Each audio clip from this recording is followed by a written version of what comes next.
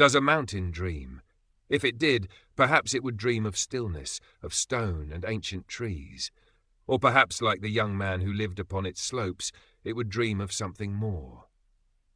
Kenjiro, they called him, second son of a woodcutter whose strength belonged more to the bears of the forest than to men. In the remote folds of the Tohoku Mountains, where villages clung to slopes like stubborn moss, Kenjiro's power was a simple fact, like the bite of winter frost or the relief of the spring thaw. He could lift boulders that 3 men strained against, carry logs on his broad shoulders that would break a lesser man's back. He did so, not with pride, but with the quiet acceptance one gives to the rising sun. It was simply him. His father, grey-haired and stooped from years of labour and the lingering mountain dampness, watched him one evening as Kenjiro effortlessly split a massive log with a single, clean blow of his axe. The sound echoed sharply in the crisp air. Kenjiro, the old man said, his voice raspy, this mountain holds little future now. The young ones leave for the towns. There are no daughters left here for a man like you to marry. He sighed, the sound like dry leaves skittering on rock. Sendai is a big town, a castle town. There might be work there, a life beyond hauling timber until you are old like me. Perhaps even a wife. Kenjiro stopped, the axe resting heavy but easy in his calloused hands. He looked at their small weathered hut, smoke curling thinly from the roof. He thought of the dwindling village, the quiet paths where children's laughter once echoed.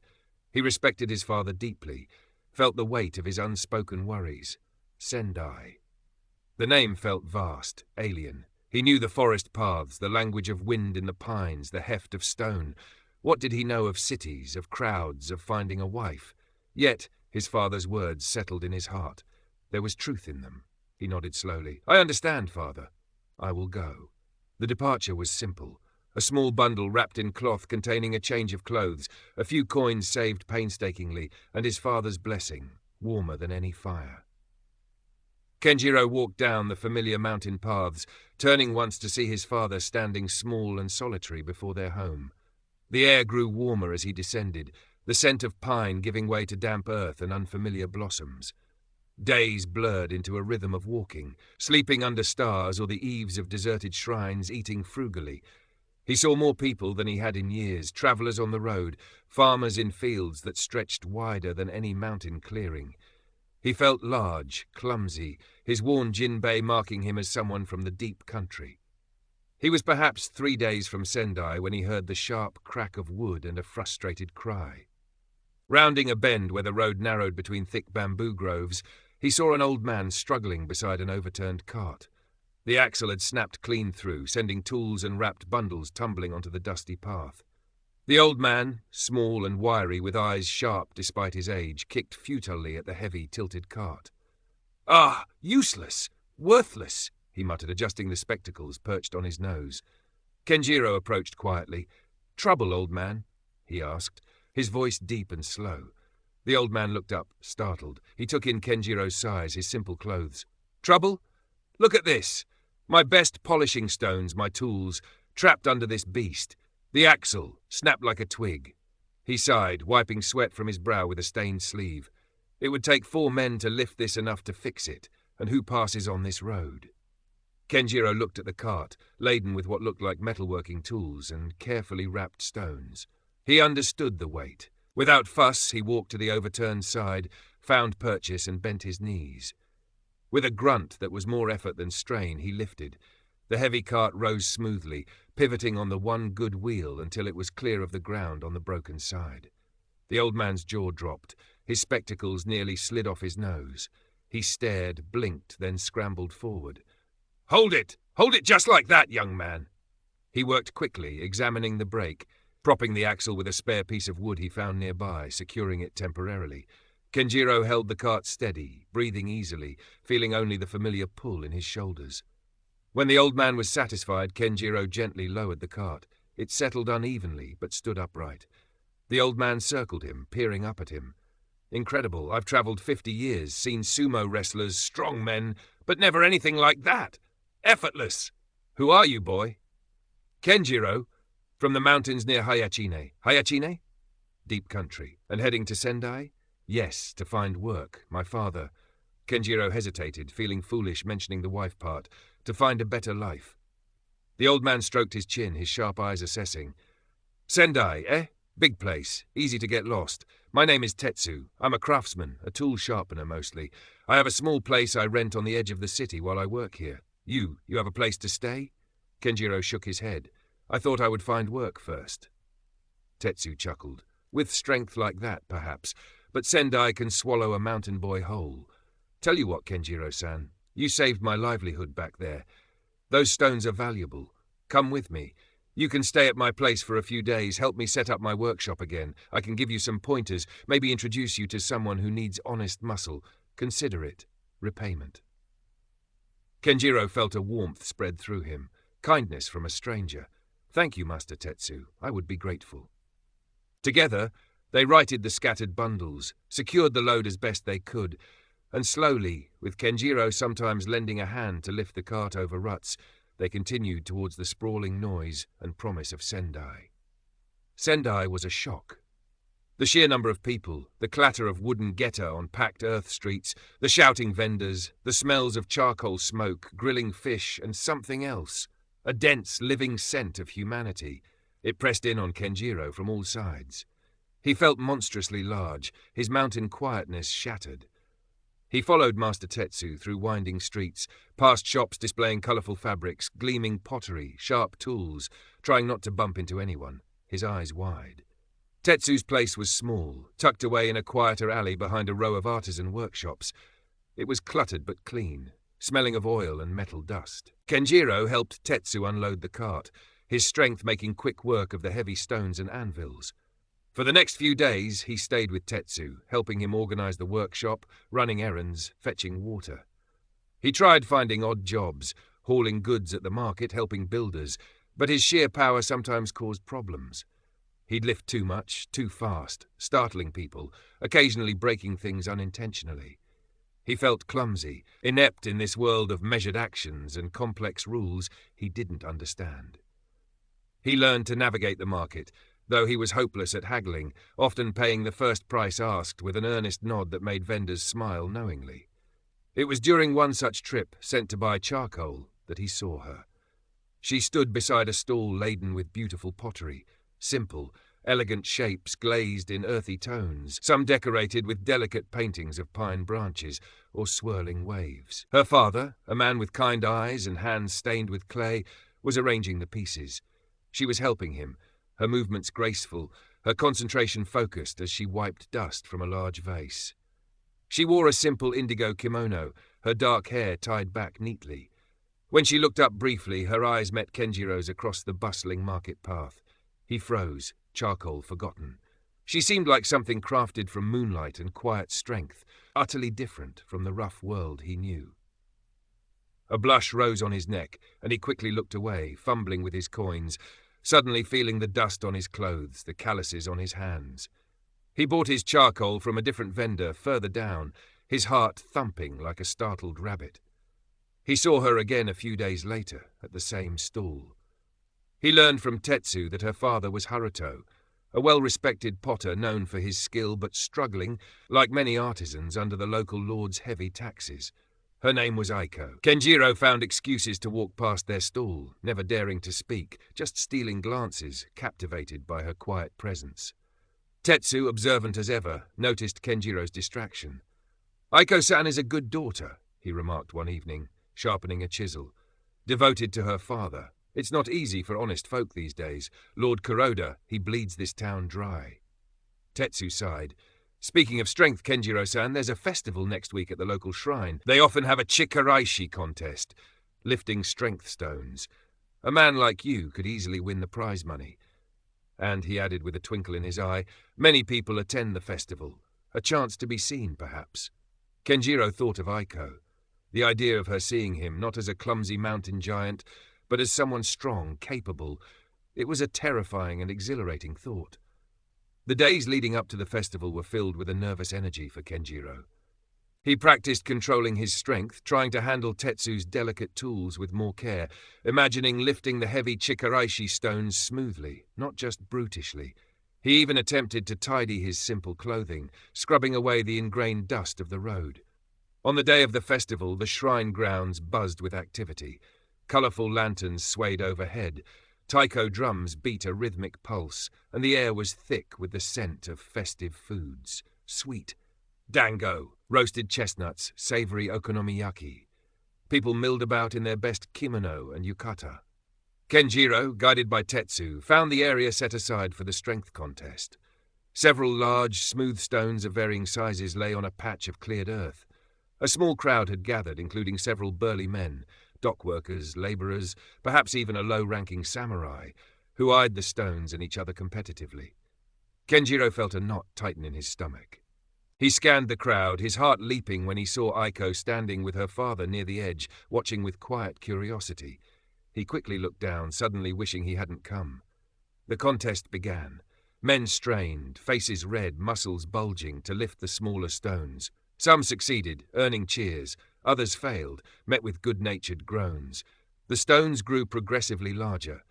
The largest one, a massive, almost perfectly round boulder, sat untouched, daunting. The previous year's champion, a swaggering man with thick arms, managed to lift it only to his knees before dropping it with a thud that shook the ground. He strutted away, accepting applause as if he'd fully conquered it. Finally, it was Kenjiro's turn. He felt dozens of eyes on him, felt Aiko's gaze among them. Tetsu gave him an encouraging nod. Taking a deep breath, Kenjiro approached the largest stone. He ignored the murmurs of the crowd, the whispers of "Who's the mountain boy?" He bent his knees, found his grip on the cool, smooth surface. It felt familiar, like the boulders on his home mountain. He straightened, lifting the stone not just to his knees, but steadily, powerfully up to his chest, then onto his shoulder. He stood there for a moment, solid as the earth beneath him. The immense weight settled comfortably. Then, carefully, he lowered it back to the ground with a soft thud. A stunned silence fell over the crowd, followed by an explosion of cheers and exclamations. People surged forward, staring at Kenjiro, then at the stone, then back again. He had made it look impossibly easy. He saw Aiko's eyes, wide with astonishment, a faint smile touching her lips. Flustered by the attention, Kenjiro mumbled thanks and quickly retreated towards Tetsu, his face burning. Later, as the festival began to wind down, Tetsu steered him towards Haruto's stall. Haruto greeted him with newfound respect. "Kenjiro-san, that was truly astonishing strength." Aiko bowed her head shyly. "It was amazing, Kenjiro-san." "Thank you," Kenjiro managed, feeling his tongue tied again. "Your pottery? It's very beautiful." Aiko looked up, surprised and pleased. "Thank you. My father taught me." They exchanged only a few more awkward words, but as Kenjiro walked away with Tetsu, he felt lighter than air. She had seen him. She had smiled. Their brief connection, however, did not go unnoticed. Lord Kuroda, a man whose arrogance was matched only by his greed, heard about the mountain giant who had effortlessly won the Chikaraishi contest. He also knew Kenjiro was the same man who had been seen near Haruto the potter's stall. Kuroda had his eye on Haruto's workshop. Its location was prime, suitable for a new warehouse he planned, and Haruto's refusal to sell or bow to his demands for exorbitant taxes grated on him. This newcomer's association with the potter was an unwelcome complication. Kuroda summoned his chief retainer Jiro, a man whose narrow eyes held no warmth. "This mountain simpleton, Kenjiro," Kuroda spat, pacing his spacious tatami room overlooking a meticulously raked gravel garden that offered no peace. "He won the stone lifting? And he hovers around that stubborn potter, Haruto?" "Yes, my lord," Jiro confirmed. "He possesses unnatural strength. The crowd speaks of little else." "Strength can be broken," Kuroda sneered. "Haruto remains defiant. And his daughter, Aiko, she has spirit. Perhaps too much spirit for a potter's girl. Increase the pressure, Jiro. Make Haruto understand the cost of defiance. And let this Kenjiro know he treads dangerous ground." The harassment escalated. Jiro and his men became bolder. They loitered near Haruto's workshop, making veiled threats, accidentally knocking over displays of pottery. One afternoon, Kenjiro arrived with a delivery of firewood for Tetsu, whose workshop was nearby, just as Jiro and two others were confronting Haruto outside his kiln. Jiro held a shard of a deliberately broken pot. "Careless work, Potter," Jiro sneered. "Perhaps Lord Kuroda would be compensated for this loss, a gesture of goodwill?" Haruto stood firm, though his face was pale. "It was you who broke it, Jiro-san. I owe Lord Kuroda nothing but the taxes I already struggle to pay." Jiro took a menacing step forward. Old man, you test my patience. Leave him alone. Kenjiro's voice, calm but deep, cut through the tension. He stepped forward, placing the large bundle of firewood down gently. He wasn't armed, wasn't threatening, but his sheer size and the quiet intensity in his eyes made Jiro and his men pause. Jiro scoffed, trying to regain control. This doesn't concern you, Mountain Ape. Kenjiro simply looked at him. He didn't raise his voice, didn't clench his fists. He just stood there, an immovable object. He said, leave him alone. The thugs hesitated, unnerved by his calm strength.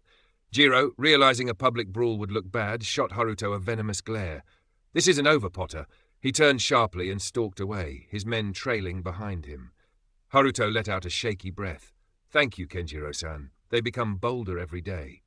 Aiko emerged from the workshop, her face etched with worry. Father? Are you all right? Her eyes met Kenjiro's, filled with gratitude. Thank you, Kenjiro-san. You were very brave. They shouldn't bother you, Kenjiro said gruffly, feeling warmth spread at her praise. He wanted to say more, to promise he would always protect them, but the words wouldn't come. He simply nodded and retreated, his heart pounding with a mixture of anger at the injustice and exhilaration from Aiko's regard. He knew, with chilling certainty, that Lord Kuroda would not let this rest. Current part characters, 392. Total characters, 18, 5 and 87. Kenjiro's intervention infuriated Lord Kuroda. It was one thing for a peasant potter to resist, quite another for some nameless muscle-bound outsider to interfere. It was an insult to his authority. His patience, never abundant, snapped. Enough games, Kuroda ordered Jiro that evening. Take the old man, tonight. Bring him here. Quietly. Let the daughter worry. Let her come begging. Perhaps then she'll be more accommodating. As for the mountain brute, we'll deal with him later. While Kenjiro was helping Tetsu late into the night finish a rush order, polishing a set of fine chisels for a wealthy merchant, Kuroda's men moved under the cover of darkness. They forced their way into Haruto's home behind the workshop, muffled his cries, and dragged him away through the deserted alleys to Kuroda's imposing residence, locking him in a small, damp storage room. The next morning, Aiko discovered her father missing. Signs of a struggle, an overturned stool, a faint trail of scuffed earth leading away from the back door. The story was terrifyingly clear. Panic seized her, cold and sharp. Where could she turn? The local constables were known to be in Kuroda's pocket. Her neighbors were too afraid to help. Then she thought of Kenjiro. His quiet strength, the way he had stood up to Jiro's men, the kindness in his eyes. He was her only hope.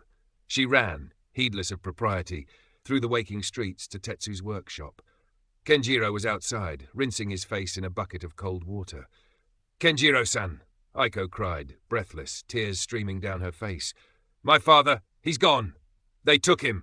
Lord Kuroda's men, they took him last night. Kenjiro straightened instantly, the water dripping from his face forgotten.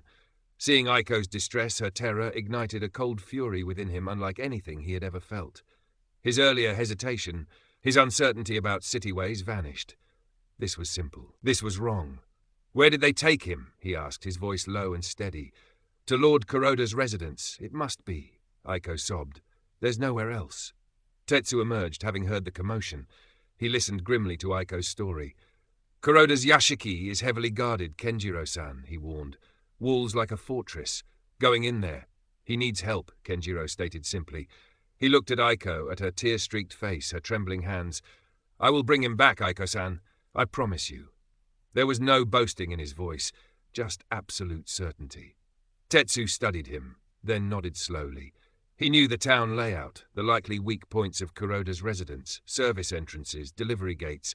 He quickly sketched a rough map on the packed earth floor, pointing out the storage areas near the back, away from the main quarters, where a prisoner might be held. Be careful, Kenjiro-san. Strength is good, but cunning helps. Avoid the main guards if you can. Kenjiro nodded, absorbing the information. He turned to Aiko. Stay here with Master Tetsu. You'll be safe.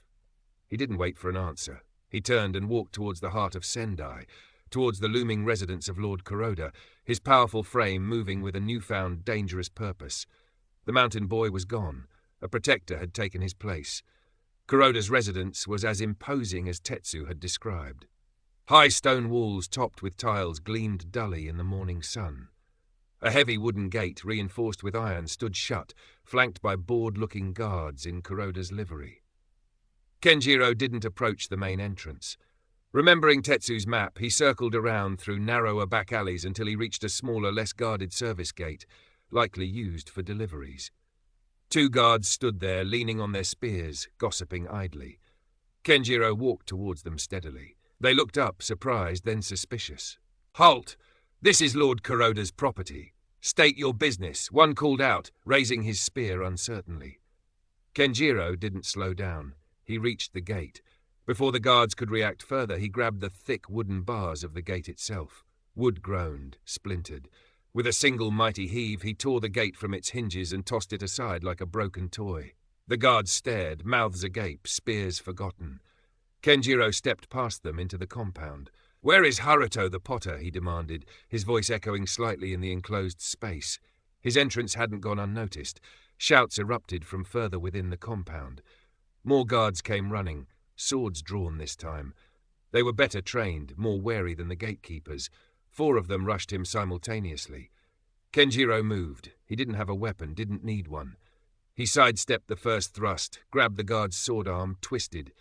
Bone snapped audibly, and the man screamed, dropping his sword. Kenjiro pushed him into another oncoming guard, sending them both sprawling.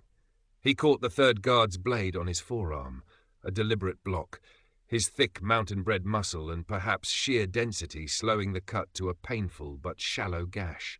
Ignoring the sting, he punched the guard squarely in the chest.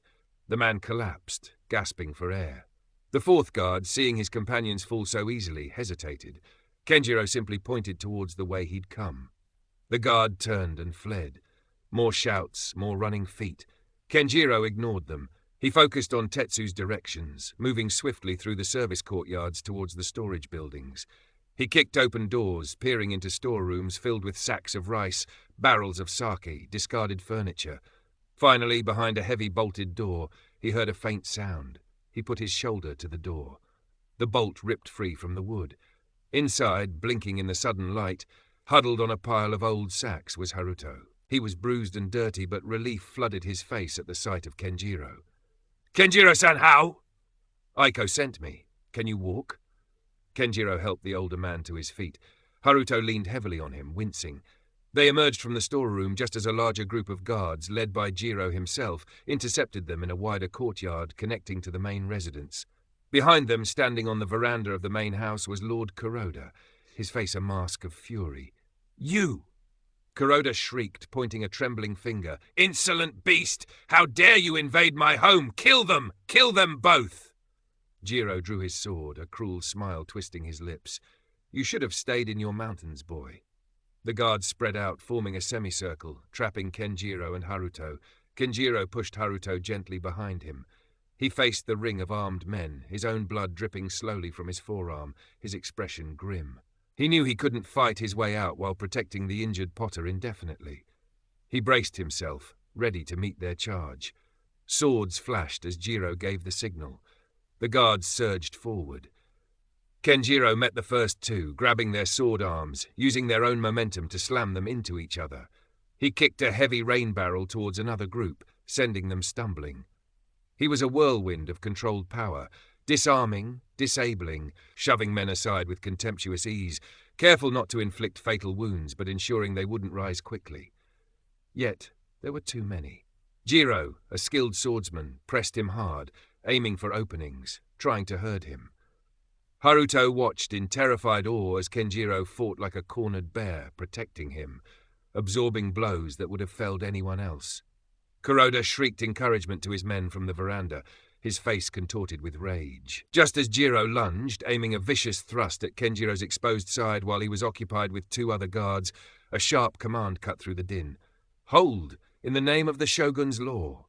Everyone froze. Into the courtyard strode a figure Kenjiro vaguely recognized, the quiet man he had inadvertently helped near the market. But he wasn't dressed as a scholar or merchant now.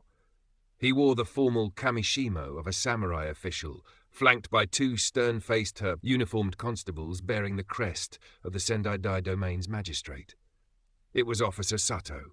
Sato's eyes swept over the scene, the battered guards, the defiant Kenjiro shielding Haruto, the apoplectic Lord Kuroda. His gaze was cold and sharp. He ignored Kenjiro for the moment, fixing his attention squarely on the furious lord. "Lord Kuroda," Sato said, his voice clear and carrying authority. "I am Sato Kenzaburo, acting under the authority of the Sendai magistrate. You are charged with illegal imprisonment, extortion of local artisans, conspiracy to inflict harm, and misappropriation of taxes." Kuroda sputtered, his face turning purple. "Charged? By whom? You insignificant paper pusher. Do you know who I am?" "We know exactly who you are, Kuroda-sama," Sato replied evenly, producing a scroll sealed with the magistrate's official stamp. "We have testimonies. We have account books seized from your corrupt tax collector. We have evidence of your illegal timber sales from protected lands. Your crimes are extensive." He nodded to his constables. "Arrest him." Kuroda's remaining guards looked uncertainly between their enraged master and the calm authority of the magistrate's men. Jiro hesitated, his sword lowered slightly. Kuroda screamed, "Don't just stand there! Kill them!" Kill them all. But his authority had evaporated. Seeing the official seals, the grim determination of Sato and his constables, the guards wavered. Kenjiro used the moment, stepping forward decisively, placing himself between Kuroda's sputtering rage and Sato's men. His sheer presence seemed to finalize the shift in power. Jiro, seeing the situation was lost, threw down his sword in disgust. The other guards followed suit. Sato's men moved forward and apprehended the sputtering, protesting Lord Kuroda and a sullen Jiro. Sato turned to Kenjiro, giving him a slight, almost imperceptible nod. "Kenjiro-san, your actions today, while unorthodox, have brought matters to a head. Thank you." He then addressed Haruto. "Haruto-san, you are free to go. Your testimony will be required later." The aftermath was swift. Lord Kuroda's corruption, long whispered about, was now laid bare. Officer Sato's investigation, aided by testimonies from Haruto and other browbeaten artisans emboldened by Kuroda's fall, led to his swift conviction and removal from power. His lands and title were forfeited, and a new, hopefully more just, administrator was appointed by the domain authorities. Kenjiro, despite having stormed a lord's residence, was treated not as a criminal but as a key witness, and in the eyes of the common folk, a hero. His strength was legendary now, but it was his courage in defending the innocent Haruto that earned him genuine respect. Master Tetsu clapped him on the back, his eyes gleaming with pride. "I told you strength was a tool, Kenjiro-san.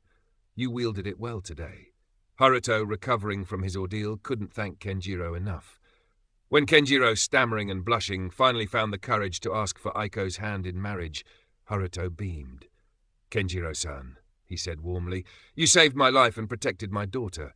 There is no man I would trust more with her happiness. You have my blessing, gladly given."